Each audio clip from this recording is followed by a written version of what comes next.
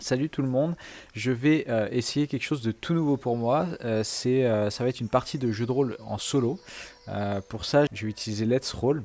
Euh, je vais faire une partie dans l'Empire des Cerisiers, un jeu de rôle dont j'ai déjà parlé sur la chaîne. Je vais incarner un personnage, Misaki Ruriko, qui va être une traîtresse guerrière, quelque chose comme ça. On va rentrer dans le détail après. Je vais sûrement faire plusieurs sessions, plusieurs séances qui seront assez courtes. L'idée c'est de tester le jeu de rôle solo, de partager mon expérience sur la chaîne, de voir si ça me plaît ou pas. Je vais utiliser différents outils, notamment Musée Oracle que vous pouvez voir sur l'écran, euh, et principalement le système de règles de l'Empire des Cerisiers avec quelques petites modifications. Donc j'ai déjà fait la création de personnages, donc je peux vous montrer ça ici. J'ai ma fiche de personnage sur Let's Roll avec une illustration. Donc le personnage que je vais incarner, Misaki Ruriko, c'est tout d'abord une Miko. Donc une Miko, c'est on va dire voilà, une prêtresse dans les temples. Mais elle est aussi Bushi, donc Bushi c'est les guerriers. Elle vient de la région de Karasuro, je vous montrerai après où c'est. La création de personnages en quelques mots pour l'Empire des Cerisiers, c'est assez simple. Il faut mettre des points dans des champs. Donc en l'occurrence, moi les champs que j'ai choisis c'est Miko, donc prêtresse, et Bushi, guerrier. J'ai mis 4 en Miko, 2 en Bushi, ce qui représente voilà, on va dire son activité ou ses compétences principales et secondaires. Et ensuite, on peut choisir des spécialisations dans chacun de ces champs.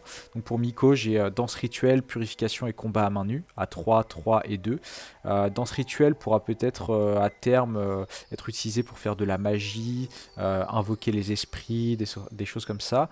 Purification permettra de protéger des lieux ou des personnes de la souillure, quelque chose de très important dans l'Empire des Cerisiers.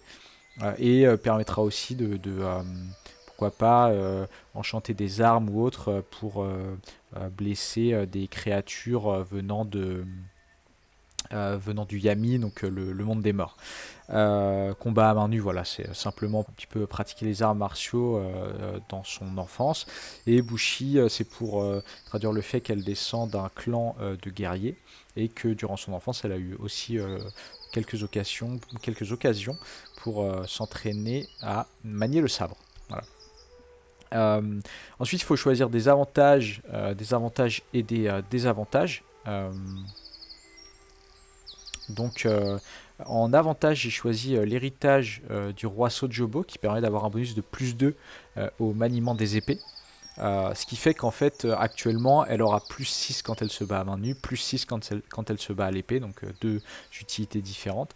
Euh, mais dans l'idée, j'aimerais bien voilà, que ce soit une partie assez épique et donc que cette Mikobushi devienne une fine lame, on va dire, hein. Donc c'est dans cette idée-là que j'ai pris cet avantage-là.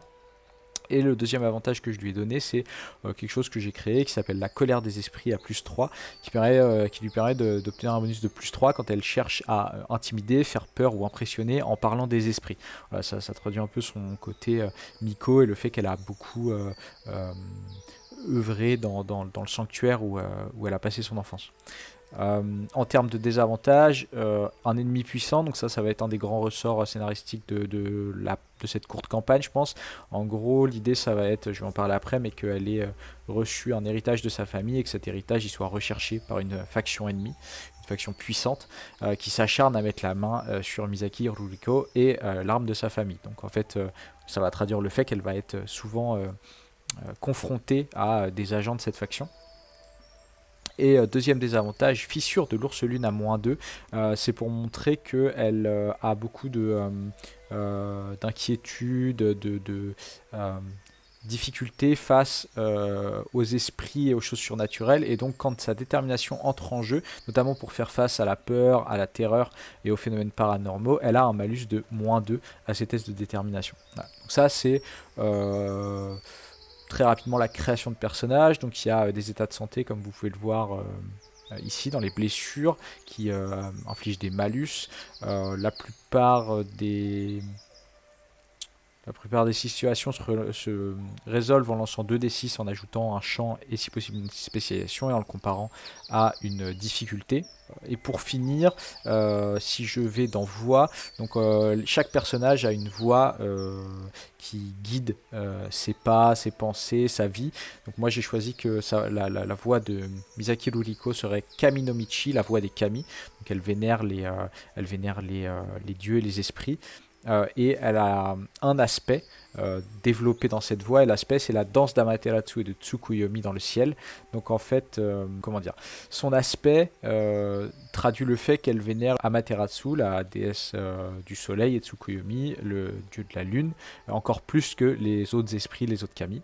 Et donc elle a développé une technique pour l'instant qui s'appelle Toucher par la lune, cadeau de Tsukuyomi, quelque chose que j'ai créé aussi, qui a été créé avec 5 points de création. Et donc ça lui permet, si on rentre dans les choses techniques, de soigner une cible elle-même ou une cible alliée au contact, de la soigner de 7 points de vie. Voilà. Et j'ai décidé que ça ne pouvait fonctionner qu'une fois par scène pour ne pas en abuser. Concernant le setting, donc je vais enlever la fiche de personnage. Concernant le settings, en fait, donc voilà, ici c'est la carte de l'Empire des Cerisiers, comme vous pouvez le voir. Et donc moi je vais me concentrer sur la partie qui est encadrée en rouge ici, que j'avais pour... à la sortie du jeu, en fait, je m'étais un petit peu amusé avec Incarnate. J'avais préparé toute cette zone géographique de la carte de l'Empire des Cerisiers en plus détaillé, en rajoutant des noms de villes, etc. Et actuellement, Misaki Ruriko, son histoire va commencer alors qu'elle est au sanctuaire de Engan Jinja.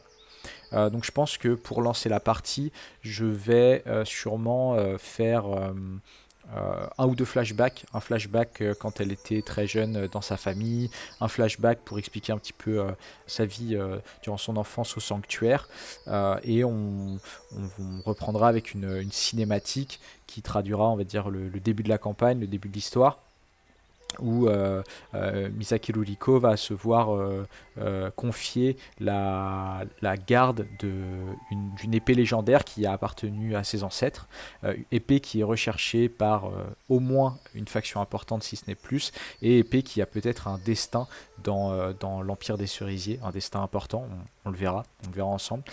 Donc ça c'est voilà, c'est le setting. Let's Roll, ça a l'air simple d'utilisation mais je débute, donc vous me verrez peut-être faire des bêtises de temps en temps. Concernant Musée Oracle, que j'ai ici, que vous pouvez voir, en fait je pourrais cliquer pour faire apparaître une nouvelle carte, et sur cette carte je peux utiliser pas mal de choses, hein. Il y a des mots clés tout autour qui peuvent me donner des idées, des symboles, des noms et, non mais, oui et, etc., des directions, des verbes, un lieu, une personne, la météo, enfin voilà, pas mal de choses. Donc je pourrais par exemple dire que Misaki Ruriko rencontre un voyageur solitaire, et hop, voilà, ce voyageur c'est un archer, et c'est un archer dont l'objectif, dont la motivation est de trouver le bonheur par exemple. Ou je pourrais peut-être dire que c'est un archer, puis tirer une autre carte et dire que sa motivation c'est sauver le monde. Voilà, donc l'idée ça va fonctionner comme ça. Mais il y aura quand même une petite... Je ne ferai pas tout en aléatoire. L'idée c'est que je vienne quand même avec une petite... comment dire, une trame narrative de début, et que dès que je me retrouve face à quelque chose que je ne sais pas comment gérer, ou qu'il y a un vide dans la narration, je relance l'action, je relance l'histoire en utilisant une carte de musée oracle, ou alors en utilisant un jet de dés. Voilà, c'est à peu près tout en termes de présentation. Dernière chose que je peux vous montrer, quelque chose que j'ai prévu aussi d'utiliser, c'est pas là, c'est ici. J'ai prévu une petite table de rencontre. Donc ça, en fait, l'idée ça va être de pouvoir lancer 3d6, et selon la probabilité que cette personne se trouve là, elle aura une plus ou moins grande compétence. Je ne suis pas très clair, mais par exemple, si je rencontre là un archer, comme je le disais, si c'est dans un endroit où il est peu probable de rencontrer un archer compétent, un guerrier spécialiste de l'arc, peut-être assassin, je ne sais pas, mais voilà, un archer compétent. Dans ce cas-là, je ferai un jet de dés de 3d6 et je regarderai le résultat dans la première colonne. Tandis que si c'est un lieu où on peut sans doute trouver de très bons archers, par exemple un tournoi d'archerie dans une ville, dans ce cas-là je regarderai la troisième colonne. Donc pour vous montrer un exemple avec cet archer, si je veux tester sa qualité, sa compétence en termes de tir à l'arc, je lancerai 3d6 comme ça. Et là en l'occurrence je fais un résultat de 8. Donc avec 8, si c'est un endroit peu probable pour un archer, ça ferait qu'il aurait un total de plus 3 en comptant son champ et sa spécialisation. Donc il a peut-être 3 en champ, 0 en spécialité, ou peut-être 2 en champ, 1 en spécialité. Mais en tout cas il est considéré comme adepte avec plus 3. Tandis que si c'était un peu plus probable, ça pourrait être à plus 4 ici. Et dans un haut lieu, donc par exemple un tournoi d'archerie, ça pourrait même être plus 5. Donc voilà, ça permet d'équilibrer un petit peu comme ça. Je verrai comment ça fonctionne, si ça marche bien ou pas, mais c'est voilà, un autre outil que j'utiliserai dans les parties à venir. Donc voilà, j'espère que cette petite présentation vous a intéressé. J'enchaîne directement sur la première partie. Je publierai sûrement les 2 vidéos à la suite directement après le montage. Et voilà, on est parti.